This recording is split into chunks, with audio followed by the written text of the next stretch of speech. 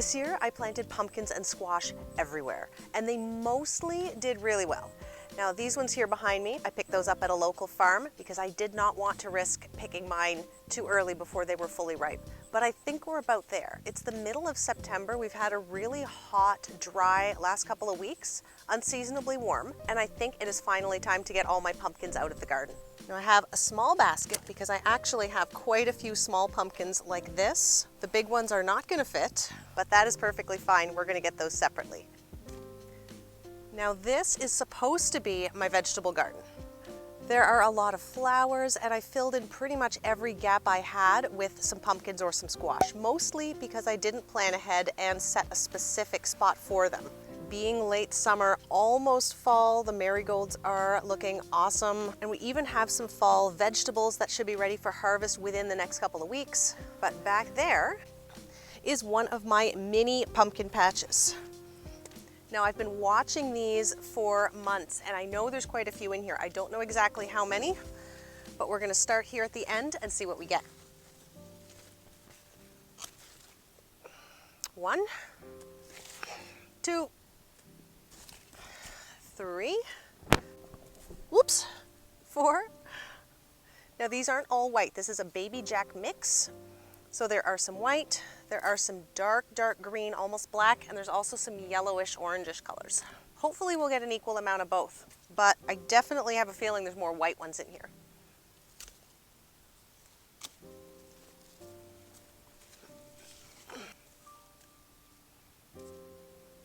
Aha! Finally found an orange one, and way more white ones.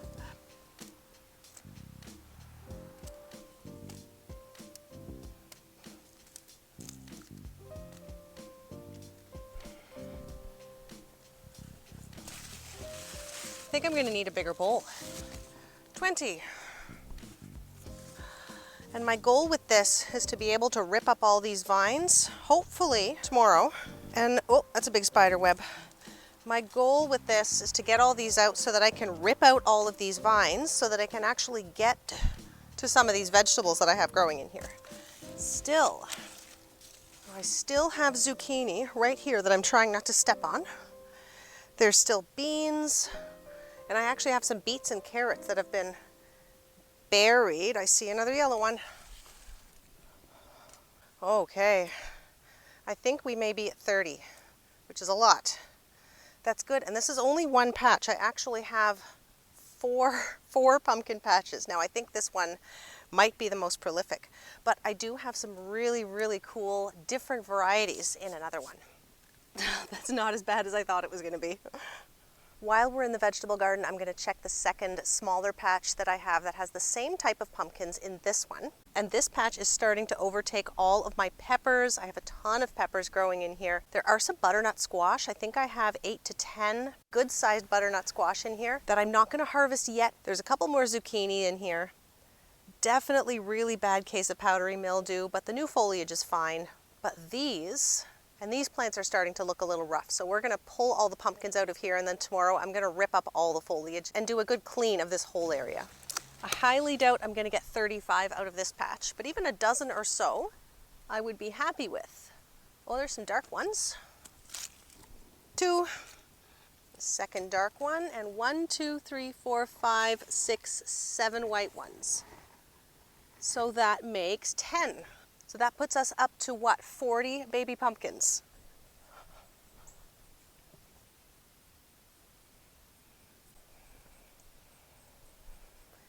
Pumpkin patch number 3. This is not a vegetable garden. This spot is full of flowers.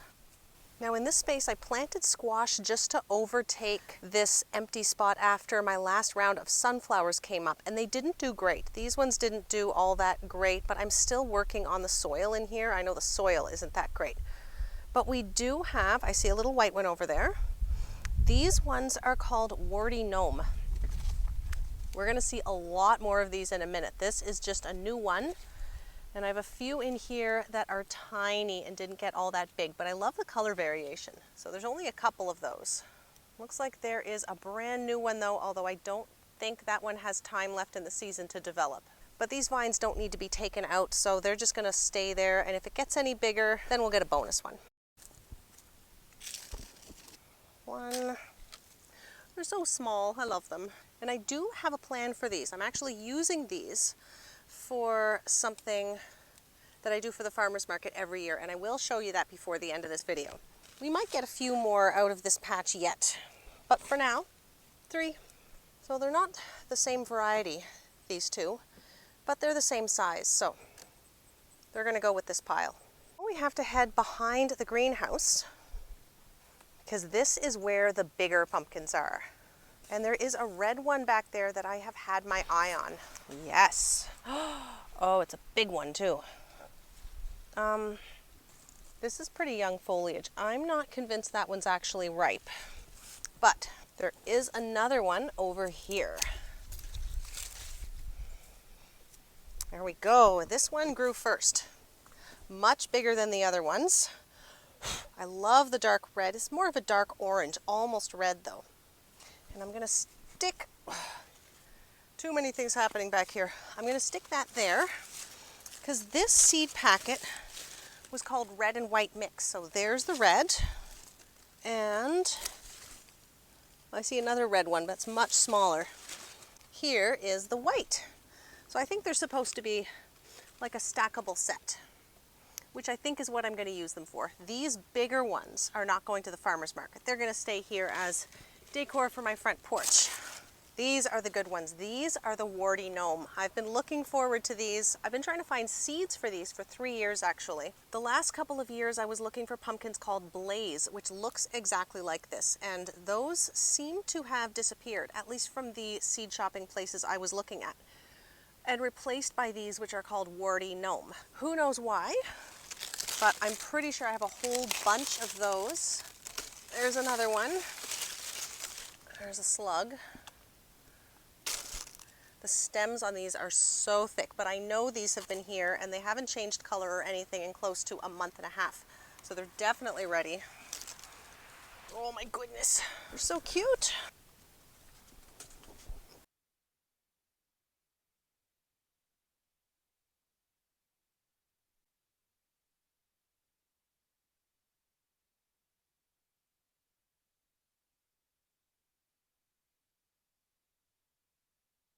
I almost forgot those two over there. I'll grab those in a second. But that is not all the varieties that I grew this year. We can see the younger warty gnome pumpkins under there, 2 of them anyway. There are 3.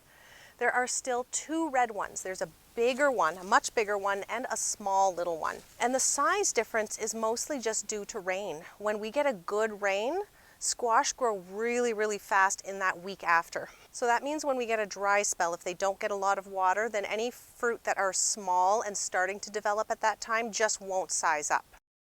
Now this one is an edible pumpkin. The picture is gorgeous. It's just starting to ripen, and it's called Musc de Provence. So French name, don't know if it's a French variety. There is a much bigger one over on this side that is not ripening yet. It's about double the size. I think the seed pack said that it would be up to 10 pounds. So there's that bigger one there and the smaller one. And these things are still going. But I actually cut off the end of that because I don't really want any other fruit to start developing. I feel like I saw a third one in here somewhere. These leaves do a very good job of shading the ground though, so I can't see it at this moment, but I do feel like I saw another one somewhere. It's probably over there in all of that mess.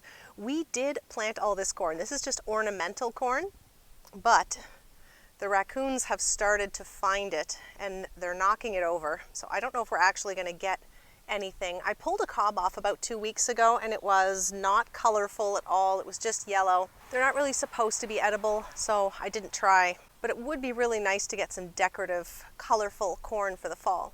So here are some brand new little babies just starting to grow, and these ones likely don't have the chance to size up and ripen before the frost. We could be getting a frost within a month, maybe even less.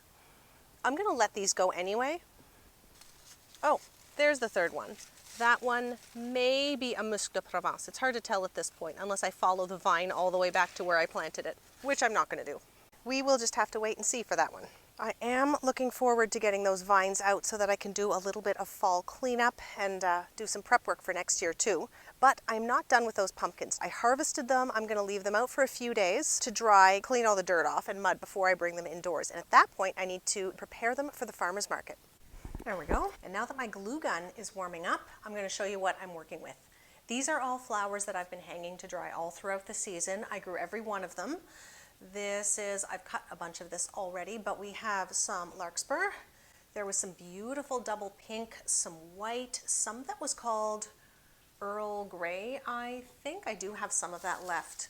It was gorgeous when it was fresh, and it's just as gorgeous dried. So this one right there is the Earl Grey. It's just a hint of really cool lilac lavender, but it does have a bit of a gray appearance from a distance and a lot more of that pink. I have a ton of statice. These bowls, I've already cut everything off their stems because we don't really need the stems. I've got some feverfew. This was magic lime green feverfew. I've cut most of the flower heads off this one already, and I'm just going to pop off. I'm going to cut these onto the table because they'll get lost in these bowls. Now the biggest of the flowers that I'm using, first of all, straw flowers. Oh, I missed one. I have some hydrangeas. These are mostly green toned with a little hint of pink. Buster, what would you like? You want to go outside? Buster's going to start meowing now. We have some eryngium, some sea holly. Yes.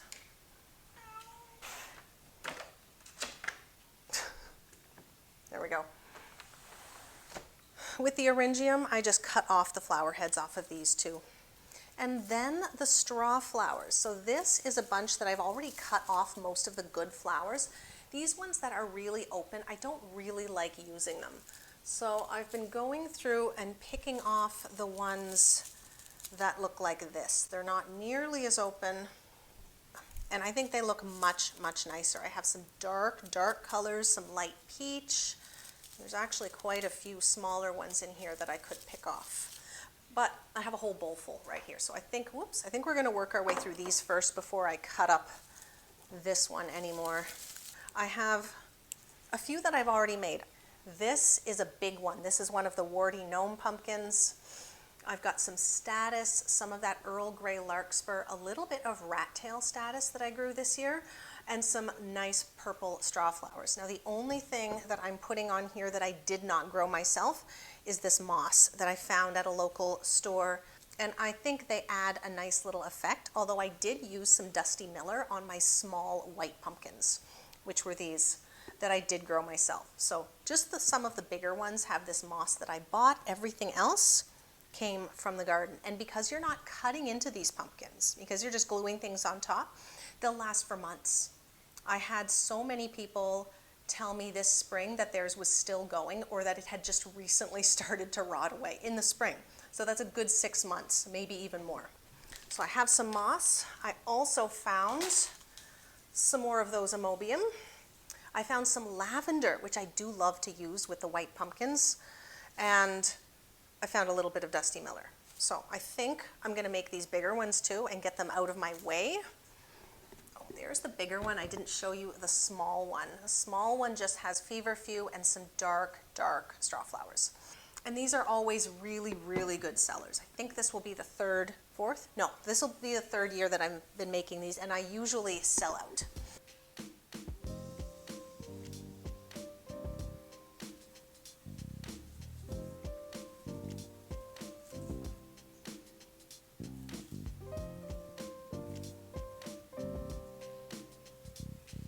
So there is one big one done, and I like to work in threes when I do this. I started by gluing the moss on, and it didn't take a lot of glue, and then I put 3 straw flowers with 3 pieces of statice in between. I like to put something tall somewhere. In this case, I put a little bit of larkspur. I cut the stems a little bit longer to make sure they would go down into the middle, and then I filled in the gaps with a little bit of this amobium. And then I went back after and just put 3 little bits of eryngium just down on the bottom because I found there was a few little holes down there. So I'm gonna move the rest of my big ones off to the side, and I'll show you how I do these ones next. Now with these little white ones, I'm going to use some Dusty Miller. And when I did this in the past, I actually used the Dusty Miller before it was thoroughly dry. That way I could fold it down the sides of the pumpkin. And because it was flat, it dried really well. It didn't go moldy or anything. That wasn't an issue. This is a little bit crispy though, so it's not going to lay flat, but I think it's gonna work just fine anyway. And because these pumpkins can last so long, I find having something that's not fall tones, something like the white and the cool lavender color, tends to look good as part of your decor well into winter, or as long as the pumpkins decide that they're going to last. So I'm going to pick some smaller pieces of status for these ones. Still working in threes. I have these apricot colored straw flowers that I'm going to use. Hopefully I can find 2 more. So these ones will use smaller blooms, not quite as much filler because it doesn't really need to, and the Dusty Miller instead of the moss, and I find that works really well. We do need some filler in the top. Oh, that would be the lavender. I think that might be a bit much to have that and then also some filler on the top. So I'm going to use some larkspur. I'll use lavender on the next one.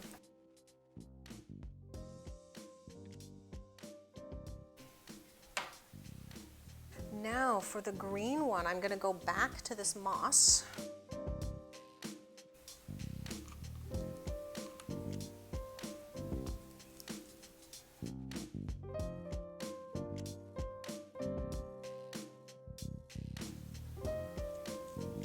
So now that those 3 are done, I only have almost 30 left to do. And if I don't get this edited right away, I'll show you some shots of how I set these up at the farmer's market, and you can see them all finished. I'll be having these here for probably the next 3 weeks. So if you're local, drop by and grab some. You only have 3 Sundays before these are gone until next year, but I think I will keep a few just for me this year.